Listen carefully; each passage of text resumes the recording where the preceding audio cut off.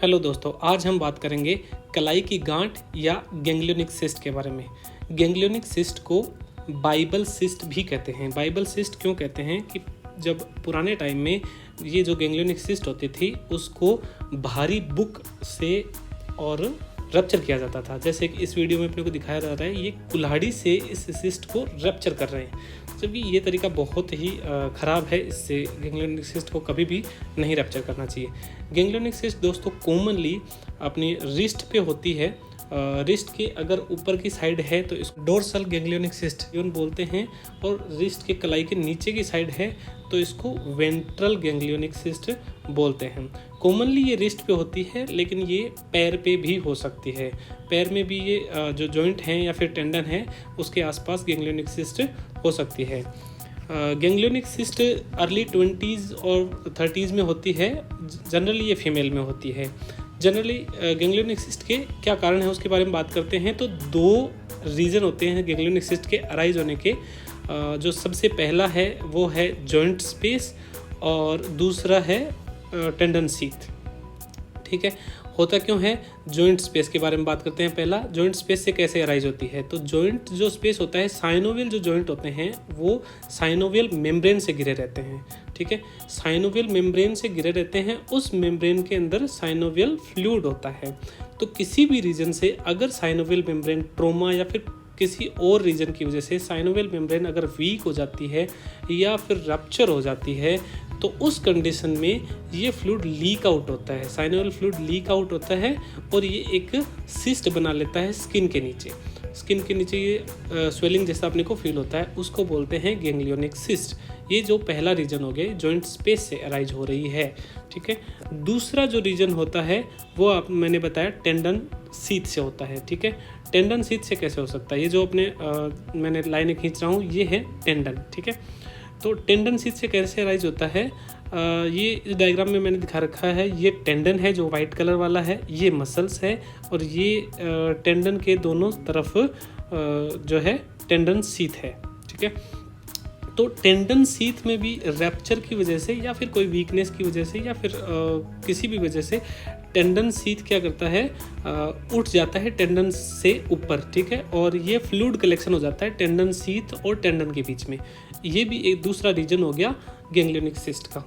ये दो रीजन हो गए गैंग्लियोनिक सिस्ट के। बात करते हैं sign and symptoms of ganglionic cyst. इसकी मुख्य दो जो साइन एंड सिम्टम यानी लक्षण हैं वो हैं स्वेलिंग पहला, और दूसरा है पेन। ठीक है, स्वेलिंग जो होती है वो होती है ग्लोबुलर, यानी कि राउंड शेप की स्वेलिंग होएगी और ऊपर से स्मूथ स्वेलिंग होती है। ठीक है, रफ एंड नहीं होती है, स्मूथ स्वेलिंग होती है।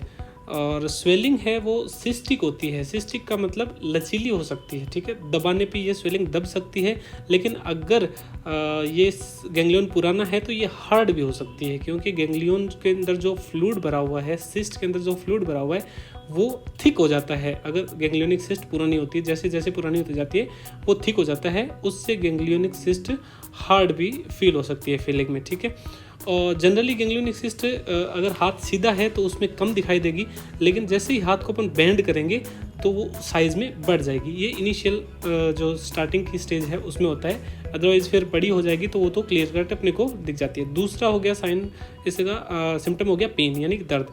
जनरली गैंग्लियोनिक सिस्ट में दर्द नहीं होता है, लेकिन अगर साइज़ बहुत ज़्यादा बड़ी है गैंग्लियोनिक सिस्ट की तो इसमें दर्द हो सकता है, या फिर जॉइंट मूवमेंट पे दर्द हो सकता है, फ्लेक्शन या एक्सटेंशन पे इसमें पेन हो सकता है गैंग्लियोनिक सिस्ट में। गैंग्लियोनिक सिस्ट में जो जॉइंट से अराइज हो रही होती हैं उसमें पेन कैसे होता है कि जो जॉइंट है उससे अराइज हो रही है, तो हाथ को अपन जैसे मोड़ते हैं तो ये दो जो हड्डियां हैं सिस्ट के आगे और सिस्ट के पीछे वाली जो हड्डियां हैं उनके बीच में ये सिस्ट कंप्रेस होती है, दबती है, उसकी वजह से इसमें पेन होता है।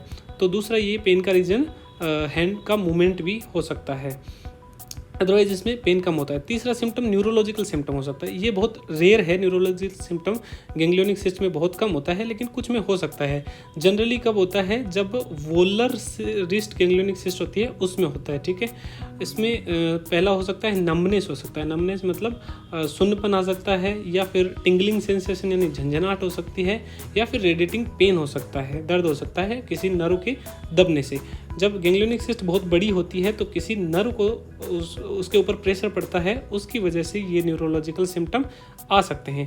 जनरली मैंने आपको बताया कि न्यूरोलॉजिकल सिम्टम जो वोलर रिस्ट गैंग्लियन होते हैं उसमें आते हैं, डोर्सल में नहीं आते हैं, क्योंकि major nerve generally volar side में ही होती हैं रिस्ट के।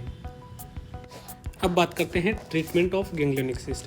ट्रीटमेंट में सबसे जो मेन इंपॉर्टेंट चीज़ है वो है अपने को रेस्ट करना है, एक्सरसाइज अवॉइड करनी है जिसमें अपने को रिस्ट के ऊपर प्रेशर पड़े। तो इसके लिए क्या करना है, रिस्ट ब्रेस लगा के रखना है। रिस्ट ब्रेस क्या करेगा, अननेसेसरी रिस्ट के मूवमेंट को रोक के रखेगा। ये जो इमेज में अपने को दिख रहा है वो रिस्ट ब्रेस होता है।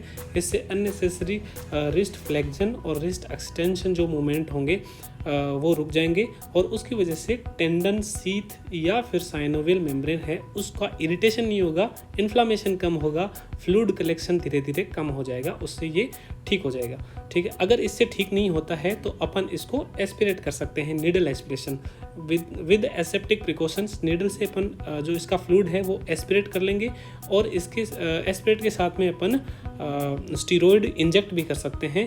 उससे ये इसका जो मेम्ब्रेन है सिस्ट की सीथ है वो कमज़ोर होके रिकरेंस के चांसेस कम हो जाएंगे।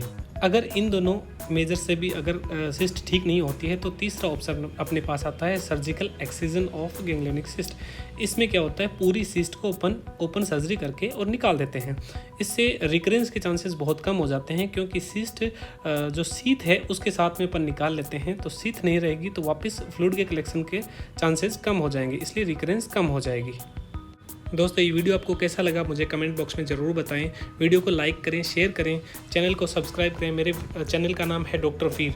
चैनल को ज़रूर सब्सक्राइब करें, बेल आइकन ज़रूर दबाएं, ताकि आपको और भी ऐसे इन्फॉर्मेटिव वीडियो जब भी मैं अपलोड करूं तो आपको सबसे पहले पता चले।